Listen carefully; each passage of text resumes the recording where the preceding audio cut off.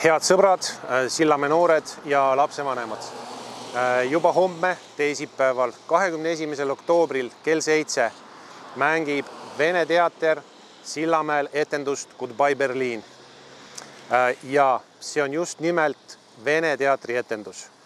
Kuigi plakatitel ja reklaamidel on kirjas Südalinna teater, siis see on seesama vana Vene teater. Lihtsalt täna kannab ta uut nimetust. See noorte etendus on väga populaarne Tallinnas. Piletid selle aasta etendustele Tallinnas on kõik välja müüdud. Palun kasutage võimalust külastada Vene teatri etendust meie kodulinnas. Pärast etendust toimub noortele kohtumine noorte näitlejatega. Ja piletid hinnaga 10 eurot on müügil Kultuurikeskuse kassas. Pileti hind Sillamäel on peaaegu 3 korda odavam kui Tallinnas. Ootame teid teatrisse.